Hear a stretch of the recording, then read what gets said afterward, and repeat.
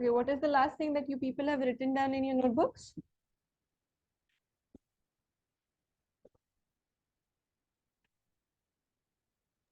Function of Golgi apparatus. All of the functions are completed? All 6 functions are done, right? Yes, ma'am. All right. Okay. So in today's class, we're going to talk about next organelle, that is the lysosomes. Do you remember that Golgi apparatus is responsible for processing and packaging? That is its function, like the main function of Golgi apparatus. Okay. Now the result of the processing and the packaging of the Golgi apparatus is the lysosomes. Now we're going to study what lysosomes are. So lysosomes are the tiny, simple, spherical sac-like structures that are present in the cytoplasm. Now they are the result of packaging and processing of the Golgi apparatus. Meaning once the Golgi apparatus does the process of packaging and processing, then the result is the lysosomes. Now remember that the lysosomes, they are surrounded by one membrane. Only one membrane surrounds them. So they are unit membrane structure. Unit means one. So they have just one membrane surrounding them. Also, lysosomes, they are rich in the hydrolytic enzyme. The most important point about them is that they are rich in the hydrolytic enzymes such as the hydrolases, the lipases, the proteases, and the carbohydrates. The lipases, they are responsible and they digest the lipids.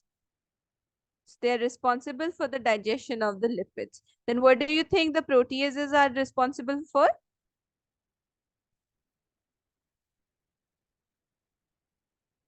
They digest the proteins. They digest the proteins. Now talking about the carbohydrates, so they digest the carbohydrates, the carb parts. So these, like, they contain the enzymes that are responsible for the digestion process. They are hydrolases, meaning they break down larger molecules into smaller ones. And remember that these lysosomes, they are active at acidic pH. What pH is acidic, students? How do you define acidic pH? Higher than 7. Lower than 7. Higher than 7 is basic. Lower than 7 is acidic pH. Now, a very unique thing about the lysosomes is that they are very commonly known as the suicidal bags. Why? See, what happens is that if there is any foreign particle or if there is any unnecessary particle that the cell does not require at all, these lysosomes, they surround those particles. Now, after surrounding them, what they do is that they start the process of autolysis. Do you know what is the meaning of auto? Hmm? Auto, the word auto in the case of biology, it's not auto rickshaw. It auto means self. Okay.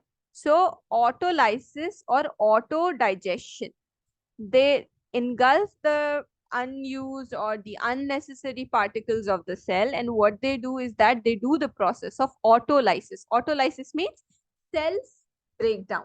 Autodigestion means self digestion. So along with the waste material, they digest themselves also, so they sort of die. So that is why they are known as suicidal bats. Any doubts in lysosome, students? All right. Very good. Now moving forward, we'll talk about the vacuoles. Now vacuoles are the membrane bound storage spaces that are present scattered in the cytoplasm. Again, they have only one membrane, and the membrane of the vacuoles is known as tonoplast. The name of the membrane of the vacuole is tonoplast. Now the vacuoles, they are responsible for, you can say, containing all the stuff that the cell does not require. Now, such as what? So the cell does not require excessive water, excessive sap, any material that has to be stored elsewhere. They are put into the vacuoles. Now tell me, students, are vacuole present in animal cells? Yes or no? Yes or no? Yes. Yes, they're present in animal cells. See, in most Small of one. the hmm? Small vacuoles are Hmm. present. Very tiny, sometimes negligible. But if you talk about the plants cases, the plants, their body sometimes have 90% of their body volume surrounded by the vacuoles. So, what are these stuff not useful for the plants? We have water, then there is sap. Okay, water is there, sap is there, then excretory products. Excretory products. All of these things are actually stored in the vacuoles. Now, we know that the name of the membrane of the vacuole, it's like very common kind of question that can be asked, like what is the name of the membrane of vacuole? So you should know that it is known as tonoplast. Now, we can write one more fact about the vacuoles is that in the plant cells,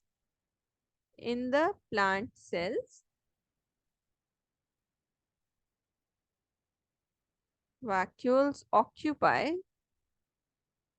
90% of the volume. Did you get your hair cut, Jesslyn?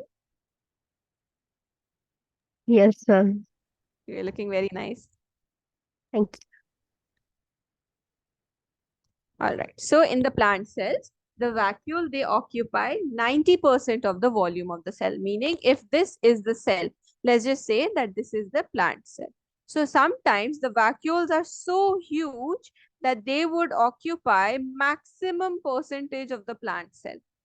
So that now this is just the case for the vacuoles of the plants. Since animal vacuoles are very tiny and they are very temporary, but in the plants, permanent vacuoles are present. Any doubts up until now? you. No, ma'am. All right, very good.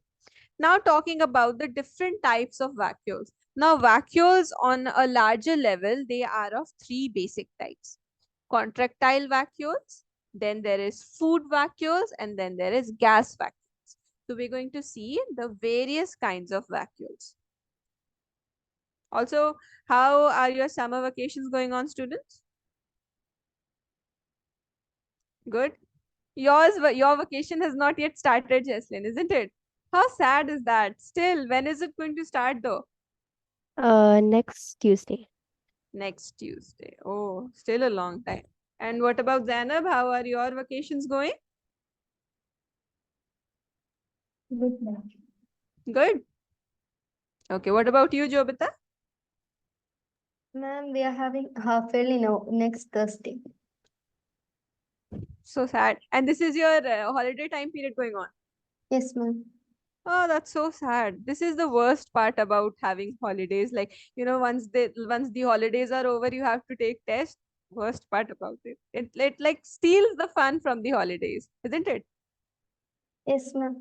Very sad. Okay. And what all chapters are coming in your half yearly? Ma'am, cell division, Hmm. photosynthesis in higher plants, and respiration in plants, plant growth and development. Okay. Yes, yes. So I'd have to take extra classes for you, isn't it? So Yes, that these ma'am. chapters could be done for you. All right. Okay. So the three different types of vacuoles that are present in the plant cell are contractile vacuoles, food vacuoles, and gas vacuoles. Now, they are not just present only in the case of plants, but in general, these are the three basic kinds of vacuoles. Now, when we talk about the contractile vacuoles, so these are present in the case of amoeba. Whenever they take in the food or procure the food, they have contractile, like their vacuoles are contractile in nature, like they are sort of contracting most of the time. And there, this vacuole, it helps in the excretion process in the case of amoeba. It is responsible for excretion in the amoeba. Now, food vacuoles. Now, food vacuoles, how it happens? Again, this can be taken for amoeba also, like when the food is engulfed, meaning taken inside. So it forms a vacuole, meaning it gets surrounded. So that is a food vacuole. Okay. Okay, your bio exam is on 27th June. Yes, ma'am. Discussed. This Thursday. Yes, ma'am. Just 1 second. Let me arrange extra classes for you.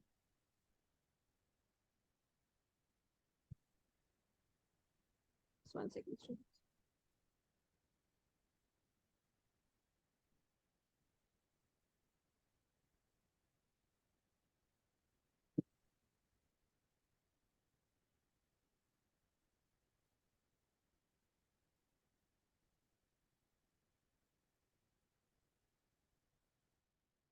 All right. Ma'am, I got my yes. How much did you get, Jaslyn?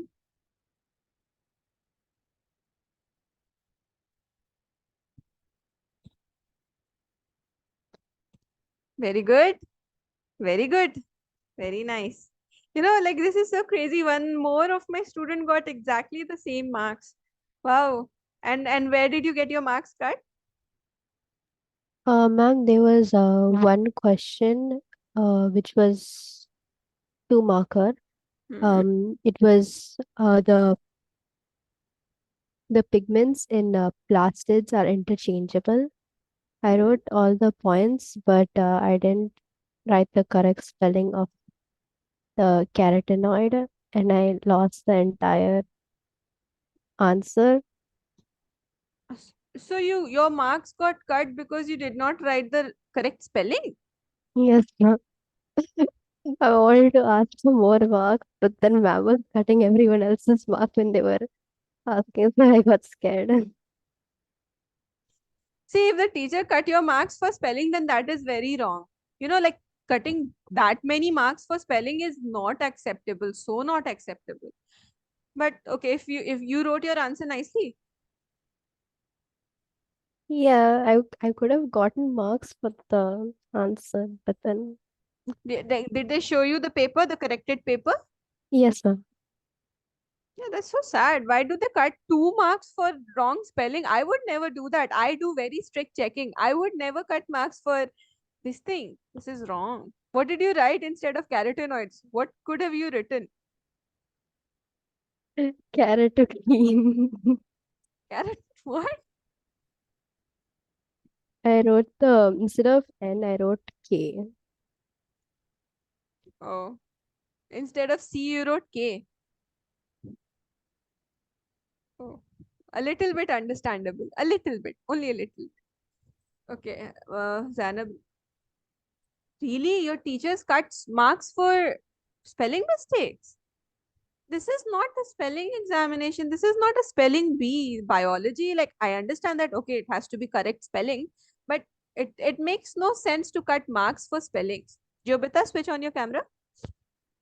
My paper everywhere like those ES, where the plural should be there. I wrote it in singular. For that, she got quarter marks like that. A lot happened. That's wrong.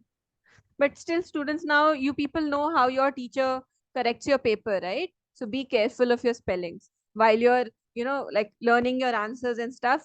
See, like, be mindful to your spellings also, so that no marks get cut, because all of your answers, I know you all very good and very well, and I know that all of you answer very nicely. So please don't leave any stone unturned. Like, let's not give the teacher any chance to cut the marks, isn't it? All of you are good students. Very good, Jesslyn. Very nice marks. I'm very happy with your marks. You could score full marks, but very good. All right. The same goes for everyone. Students, whenever you get your marks, if you get good marks, share it with me. It makes me very happy that you people have scored well. I feel like so accomplished. I'm like, yes. Anyway, okay, now coming back to the topic, let us talk about contractile vacuoles. So these are present in amoeba and they help in the excretion process. Talking about the food vacuoles, so they are formed after the engulfing of the food is done. You people understand what is the meaning of engulfing? It means taking in the food. Like if the food is here, sort of like catching the food like this, making a vacuole and putting it inside. So that is engulfing. Now, lastly, the third one is the gas vacuoles. Now, these are the vacuoles. Why do you think gas vacuoles will be needed? Can anyone tell me? Like, what would be the need of gas vacuoles? Like we understand that contractile vacuole is helping in excretion, food vacuole is storing the food, but what would gas vacuole do? What would be the significance? Think and answer.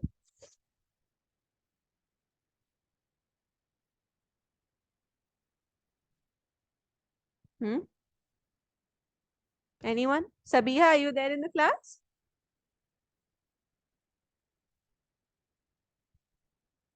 Sabiha, are you there?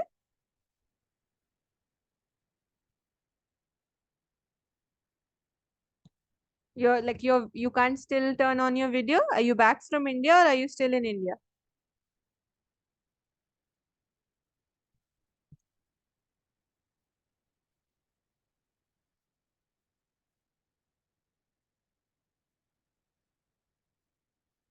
Yes, students, tell me what will be the purpose of gas vacuoles?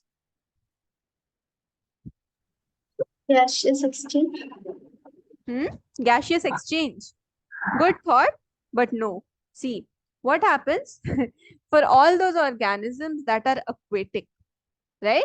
So have you people ever been for swimming? How many of you know swimming here? Proper swimming? You do, Zainab? And rest all you people float in the water? Don't know Same. the process. Huh? Don't know how to proper swimming. I don't know how to do it properly, but little You bit. won't sink. You won't sink, right? Okay. Okay. If I dunk you in the water, you won't sink. Okay. Then I will not dunk you in the water. Okay. See, for all those people that do not know how to swim, mostly there are like those, what do you call them? Those funny looking airbags that are given that to wear them, the pool, the circular ones, the arm pads, those are given, right? What is the purpose of giving that? They help you stay on the level of water. They don't let you sink down, isn't it? So these gas vacuoles are doing the exact same purpose that they do. What are they called, students? Do you know the perfect name for them? Because I don't. What are they called? I just call them floaties. Floaties. Yeah, floaty. What is the proper professional name of floaty, students? Does anyone know that? No one knows. Everyone calls them floaties. Anyway, you people understand what I'm saying, right? So imagine gas vacuoles to be just like floaties, but they are present inside the body. I mean, inside the cell. Okay. So if we are talking about the floaties also, what they do in terms of scientific knowledge, they provide us buoyancy. Have you studied buoyancy in physics? Buoyancy, it is the upward force, upward, perpendicular upward force. So because of that, we don't sink. Same goes for the gas vacuoles. Since they contain gas, they contain air, so they are helpful for providing the prokaryotic cells the buoyancy, so that the cells that are aquatic, they don't sink to the bottom of the water. Clear? Hmm? So food vacuoles, these are the vacuoles formed by the engulfing of food.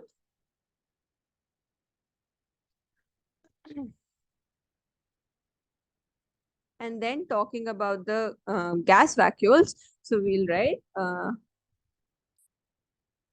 these are the vacuoles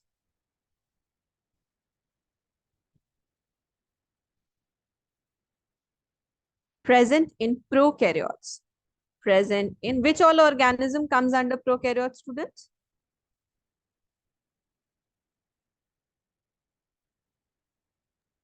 Bacteria. Bacteria, the most common, right? Bacteria. And it provides buoyancy. And remember that buoyancy is the upward force, so that the cell will not sink to the bottom of the water. Any doubts up until now, students? Lysosomes and vacuoles are clear to everyone? Yes, ma'am.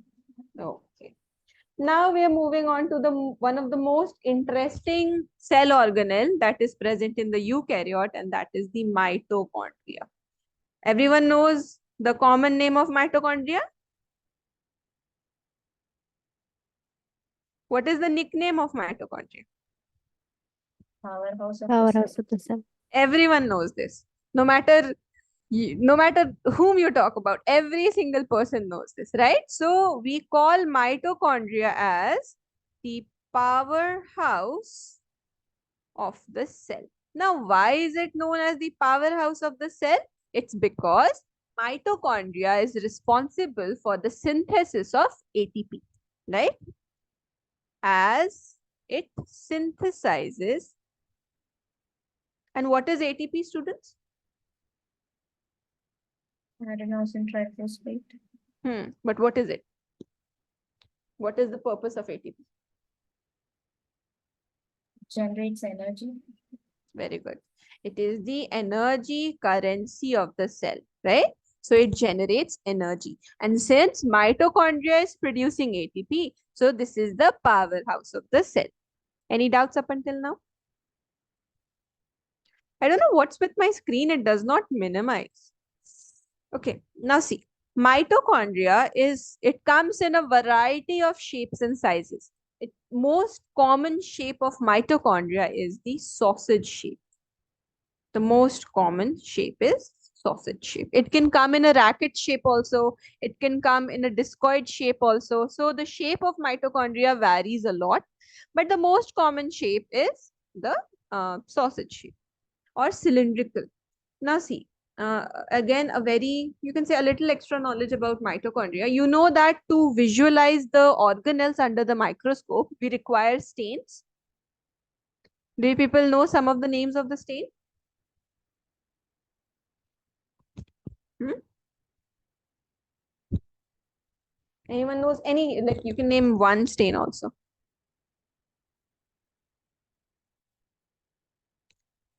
Have you people heard about iodine, crystal violet,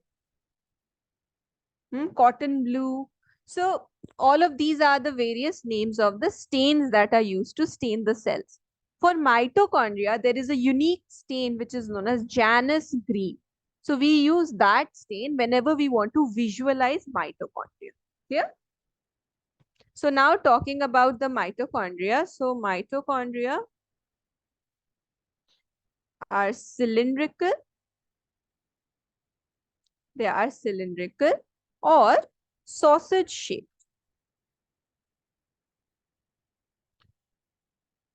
Now, what do you think? How many membranes are surrounding one mitochondria? Two. Two membranes are there. Okay, we'll write the name of the stain. So Janus green stain is used. It is used to visualize mitochondria. It's used to visualize mito. I'm just writing mito. You people write the full thing. Okay. Why? Because I'm the teacher. I can do this. You people write full. Okay. So Janus green is used to visualize the mitochondria under the microscope. Now, it is a double membranous organelle, meaning it has two membranes surrounding it. One will be the outer membrane and one will be the inner membrane. So we'll say that it is a double membrane structure. It is a double membrane structure. Now remember that the shape and the size and the number of mitochondria, it varies from cell to cell. For example, if there is a cell that requires a lot of energy, so naturally the number of mitochondria in that particular cell will be more because it requires more energy. But if there is a cell that requires much less energy, does not require a lot of energy, so the number of mitochondria in that particular cell will be obviously less. So the number, the shape and the size of mitochondria, it varies from cell to cell. So we'll write that also, that the number, shape and size of the mitochondria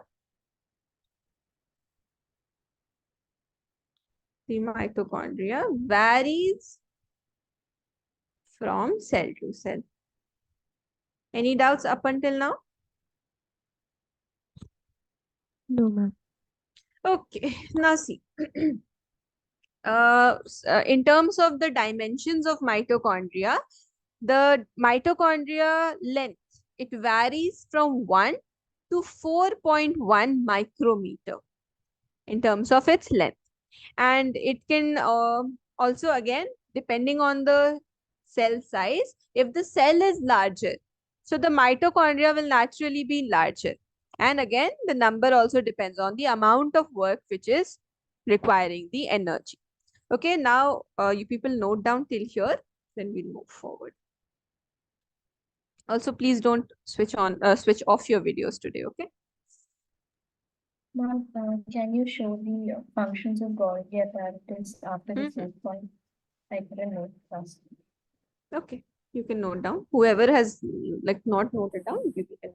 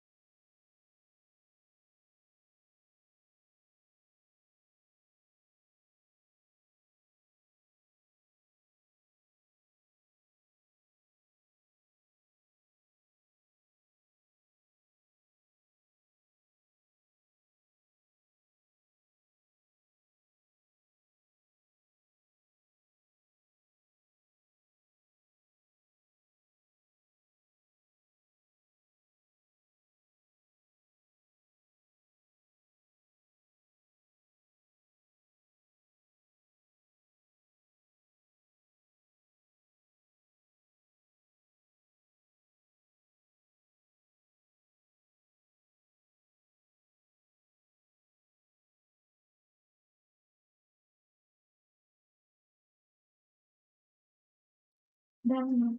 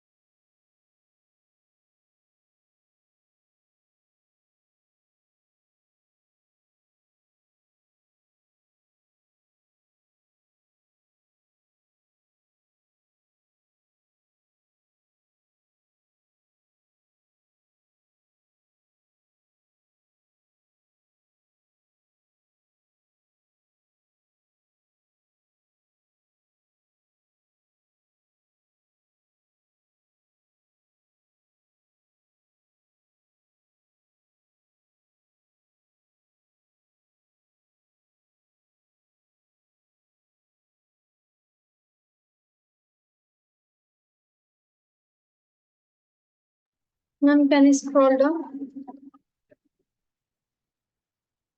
Everyone's done? Yes, Yes, ma'am. ma'am.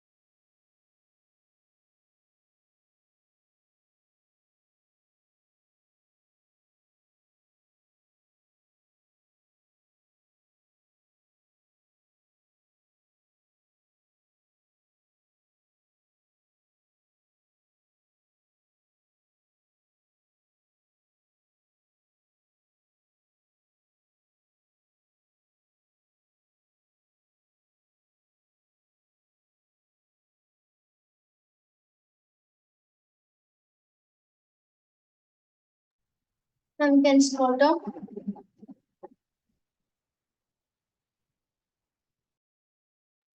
Everyone's done? No, ma'am. Okay, okay, I'll be waiting.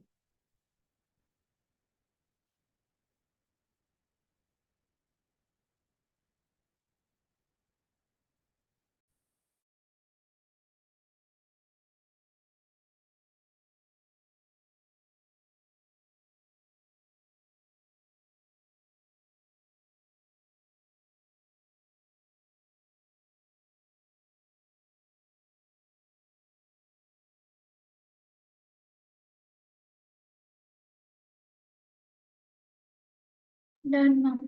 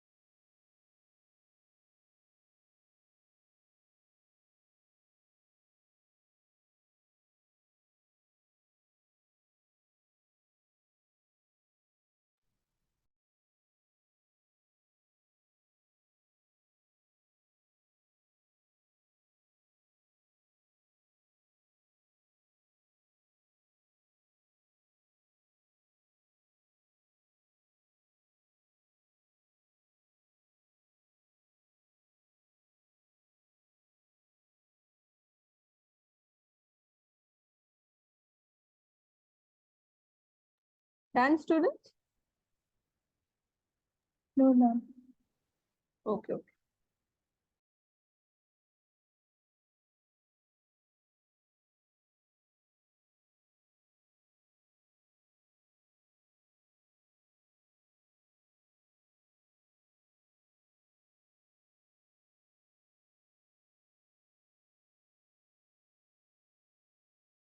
Done, ma'am.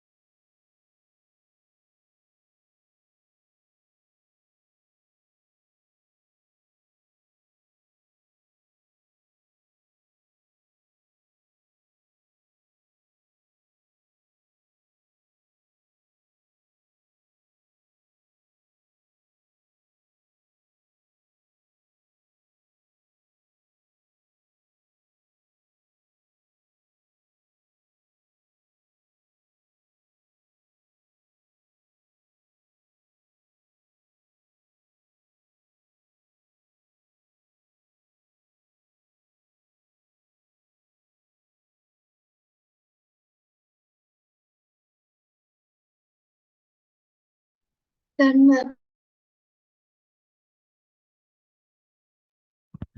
All of you are done? Yes, ma'am.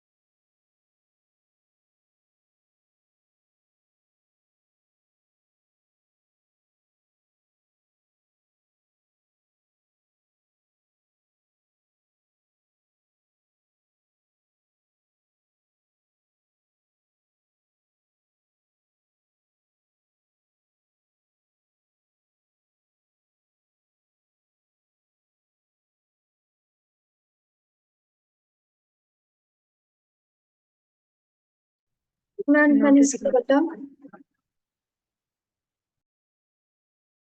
Everyone's done? Yes, ma'am.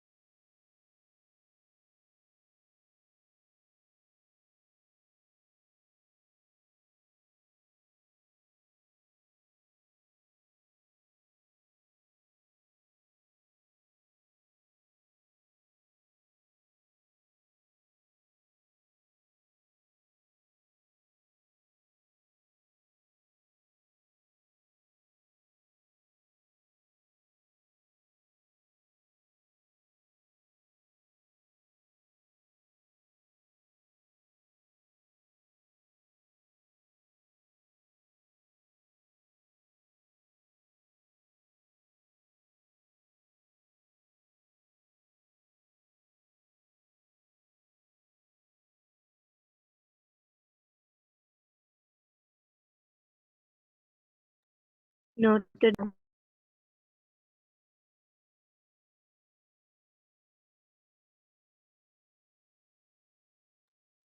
Okay, everyone's done?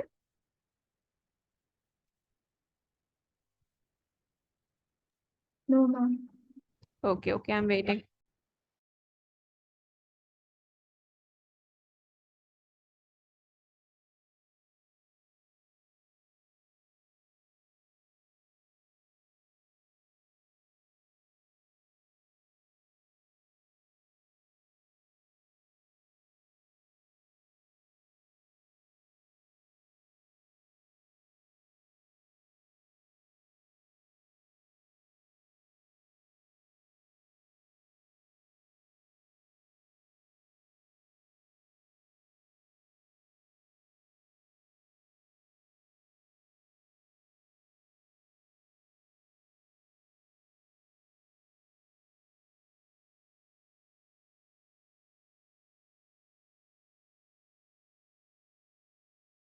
Done?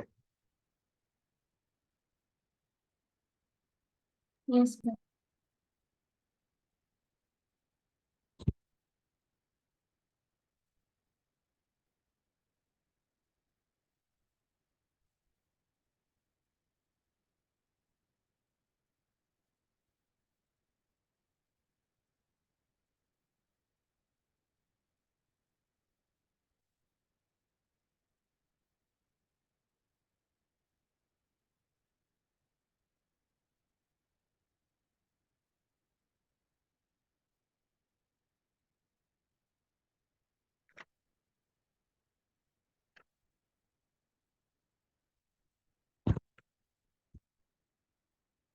Okay, students. So now we're going to see the structure of mitochondria, how the structure looks like.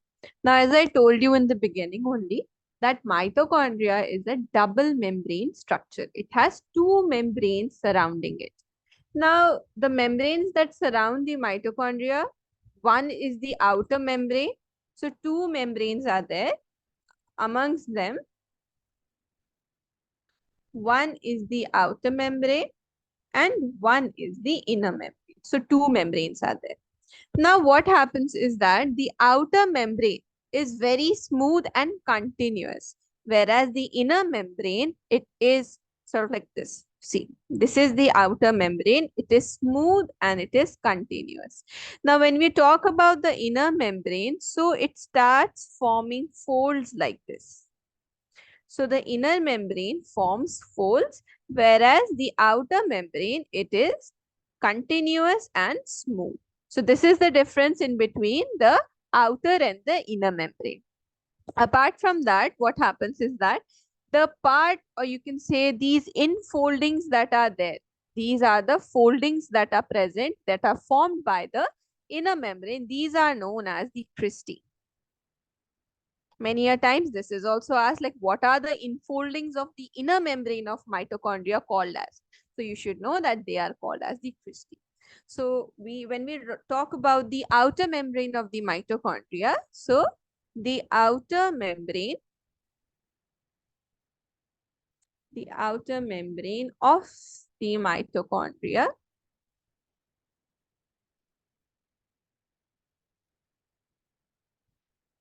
is smooth. First thing is that it is smooth, and the second thing is that it is continuous. Okay, and talking about the inner membrane forms cristae. The inner membrane forms infoldings. The inner membrane forms the infoldings called as the cristae. Remember, this is very important. Okay. Now, why are these cristae present? See, they are present so as to, you can say, the formation of ATP takes place towards the inner membrane of the mitochondria. Now, see, a very unique thing about mitochondria is that mitochondria has these following things that are present in it. Mitochondria has 70S ribosome. Okay. Then mitochondria, apart from having 70S ribosome, it has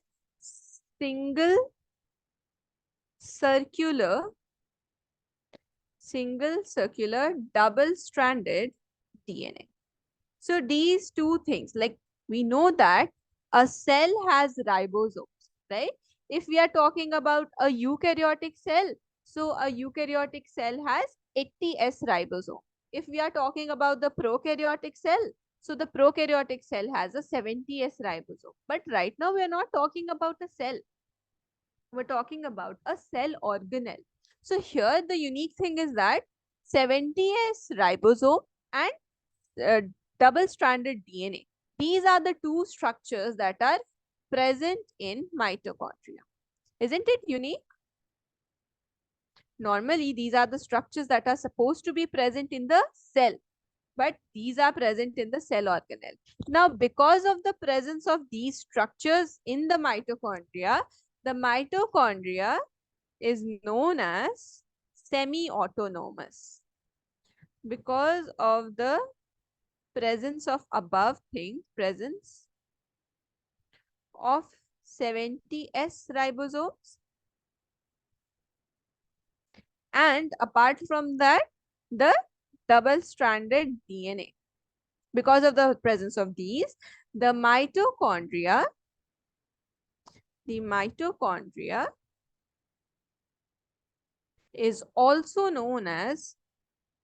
is also known as semi-autonomous organelle or semi-autonomous cell organelle. Now, what is the meaning of semi-autonomous? See, what happens is that whenever in the cell, if any part of the cell or if any organelle, if it requires protein, then this is the function of ribosomes. Ribosomes, what they do is that they synthesize proteins and they transport it wherever it is required. Secondly, the DNA, it is present in the nucleus of the cell, right? So in the nucleus, what happens? The DNA replication takes place, meaning from one DNA, two DNAs are made. Both of the things are present in mitochondria itself. So whenever mitochondria requires protein, it can make its own protein. Whenever mitochondria would require the DNA to replicate, it can replicate on its own. So because of this very reason, the mitochondria is known as semi-autonomous cell organelle. It means that it regulates on its own. It is self-regulatory body. Clear? Any doubts up until now, students? No, No, ma'am. ma'am. Okay. Now see, the formation of ATP which takes place in the mitochondria, it happens with the help of set of enzymes. So a set of enzymes are necessary for what? For ATP formation. Okay. Very important for the ATP formation. Without enzymes, ATP cannot be formed. Now, these enzymes and the electron, yeah, okay, apart from the set of enzymes and electron carriers, both of these are necessary for ATP formation. So, these set of enzymes and electron carriers, they are present in the mitochondria itself. Now, where in the mitochondria? So, they are present towards the inner membrane. They are present in the inner membrane. Clear? So, where does the ATP synthesis take place in mitochondria?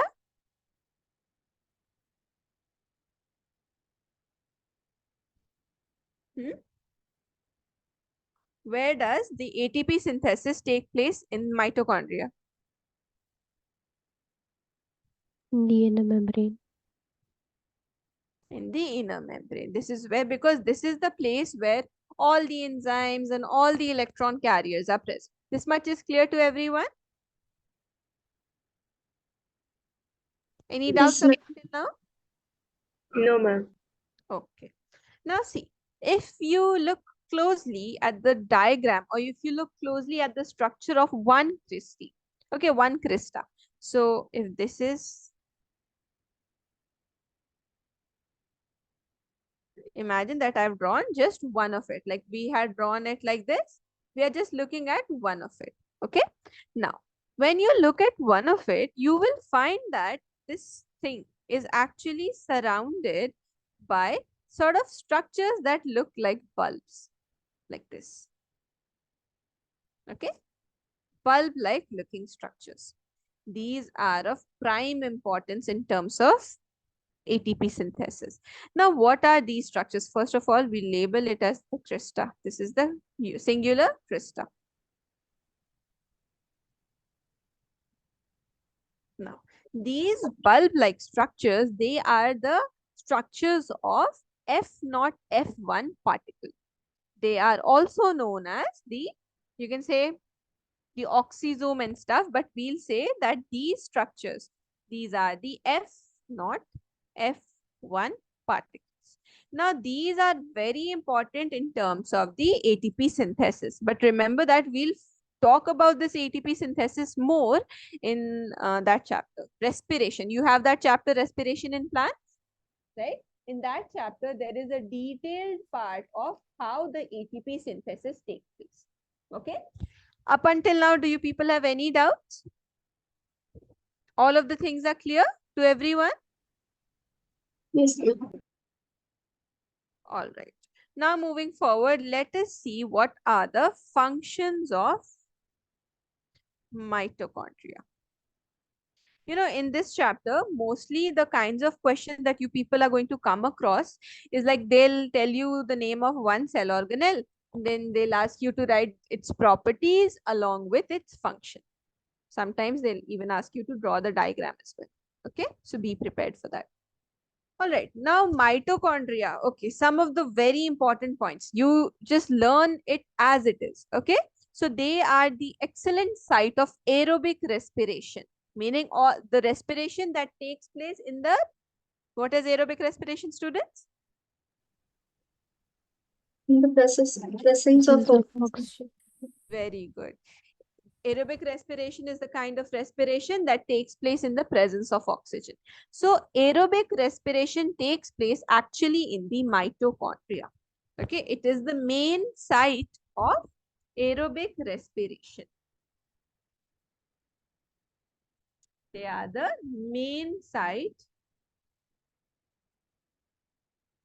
of aerobic respiration. This is about mitochondria. Now, apart from this, they are responsible for ATP synthesis. We know that. So the second thing is that they synthesize ATP. Now, this ATP may be required anywhere in the cell. It doesn't matter if it is required by a smaller structure of the cell or the larger structure. So they are required anywhere that there is an energy requiring process. So they synthesize ATP molecules. These 2 points are clear to everyone? Any doubts up until now? No. So these are the 2 most important functions that the mitochondria is responsible for performing. Okay. All right. Now you people can note down. What is the last thing that you people have written? The number, shape, and size, right? Yes, ma'am.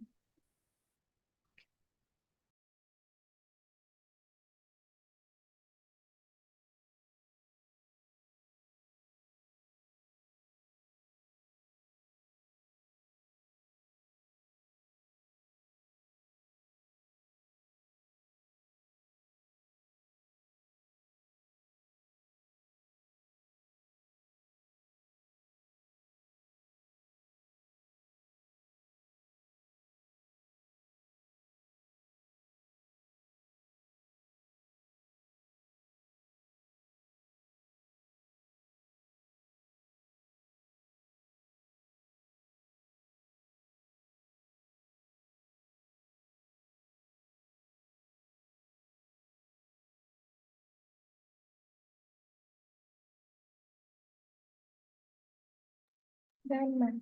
Scroll down.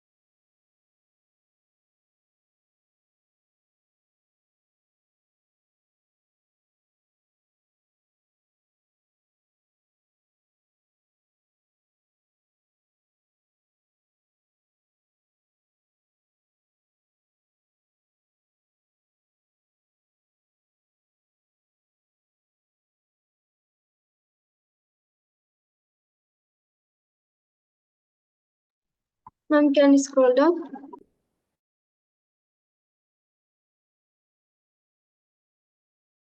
Yes, everyone's done? Yes, ma'am. All right.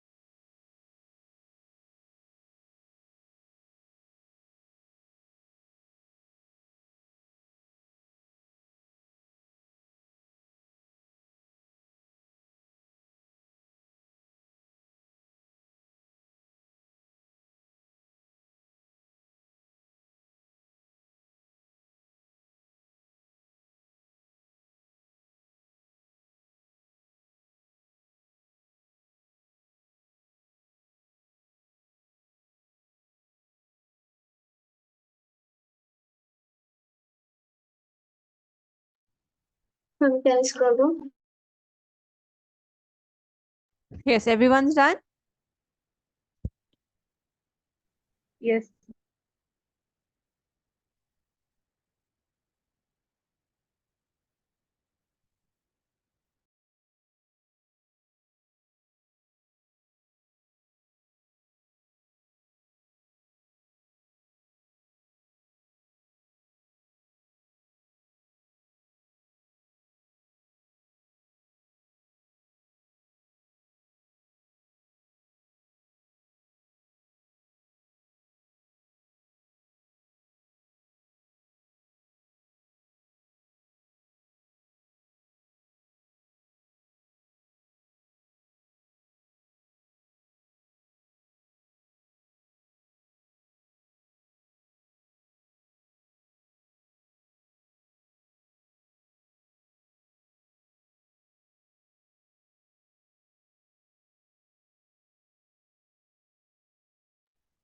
Done, ma'am.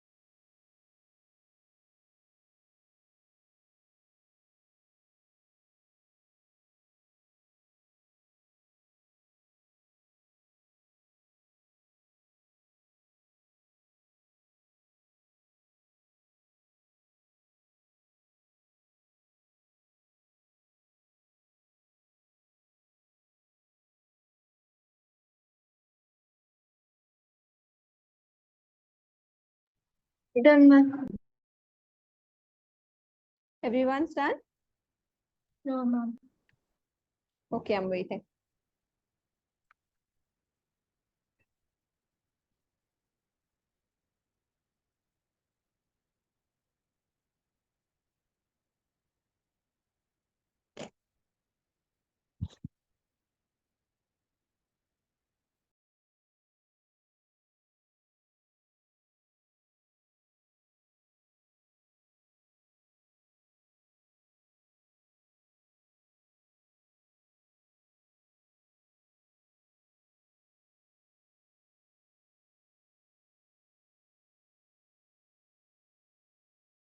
Done.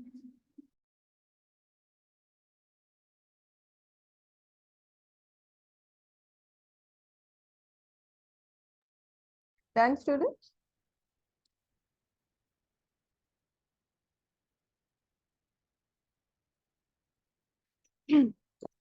All right, so now we're going to see what are plastids. Now, tell me, students, are plastids present in animal cells? Yes or no? No. No.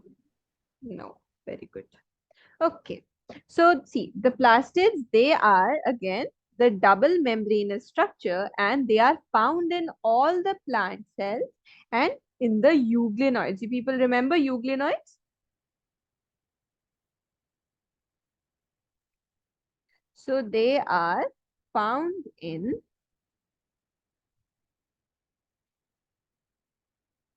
all the plant cells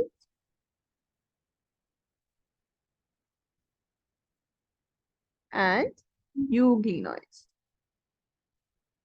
Now, when we talk about the plastids, so see, they are the ones that mostly contain the pigment in the case of plants.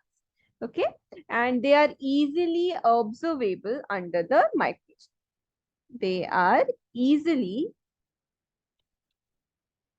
observable under the microscope. Now, why do you think would be the what do you think would be the reason for them to be easily observable under the microscope?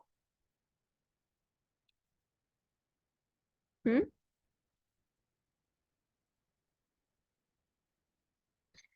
They are bigger in size. Okay, that is why they are easily observable under the microscope.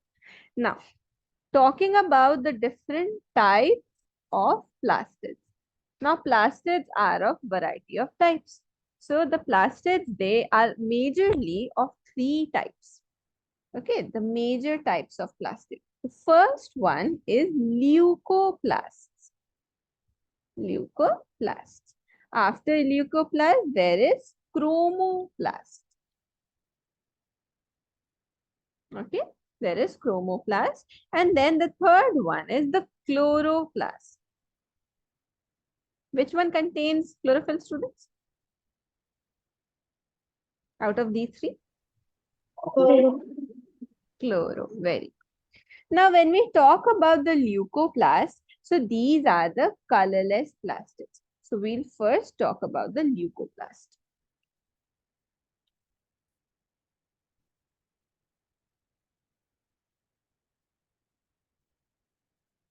These are the colorless plastids.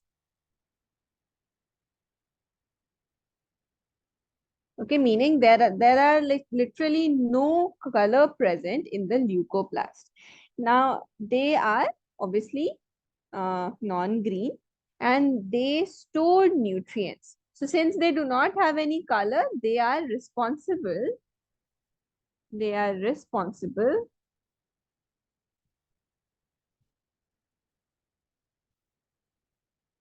for the storage of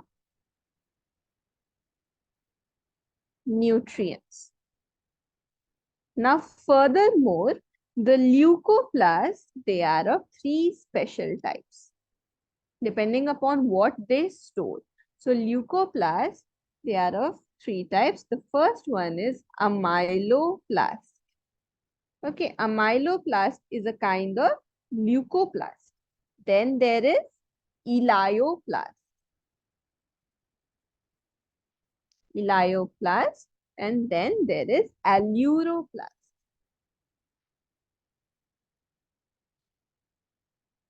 Now, when we talk about the first kind of leucoplast, that is amyloplast. So, they are responsible for the storage of starch. So, they store starch. The example for where amyloplasts are there, the example is potato tuber, and also rice. Starchy stuff. Then comes elioplast. The second one is elioplast. Now, what do you think they would store, students? Any idea? They are responsible for the storage of fats and oils. So elioplasts, they store fats and oils. The example where elioplasts are found in is castor. After that, there is the aleuroplast. They are responsible for storage of proteins. So they store proteins. The example is aleuron, aleuron cells of maize. Any doubts up until now, students? No, ma'am. All right, now you people can note down. Then we move forward.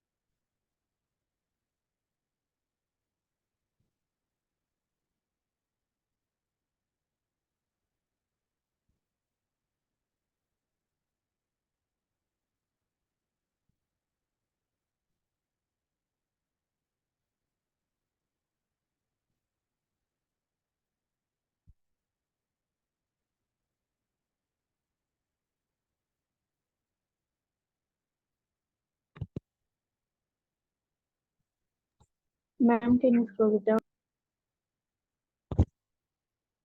Yes, everyone's done? No, ma'am. Okay, okay.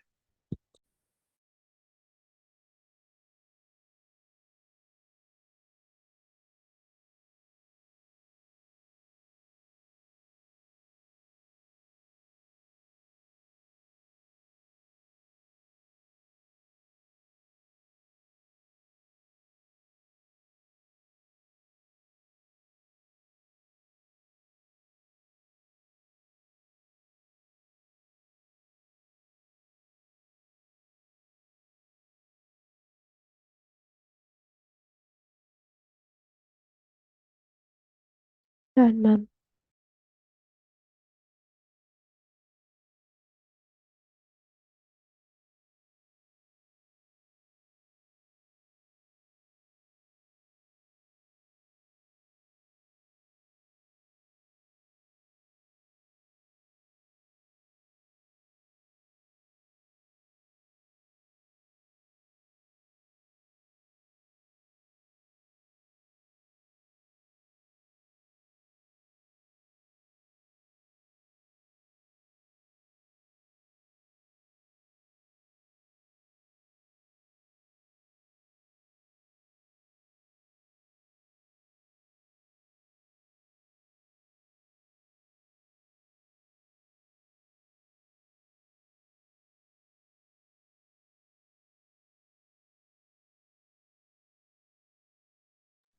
Done, ma'am.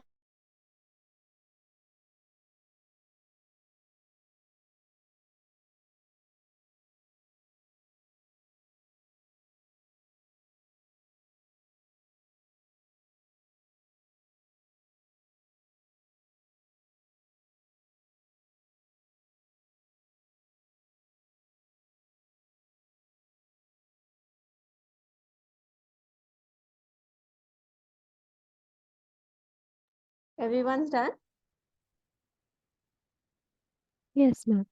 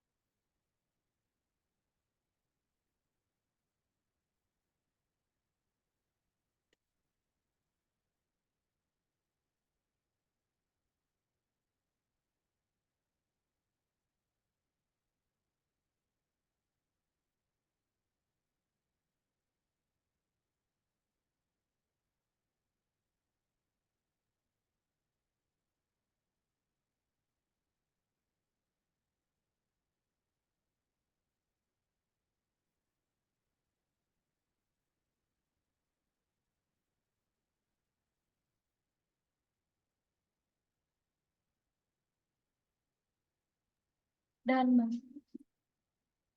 Everyone's done? Yes, ma'am.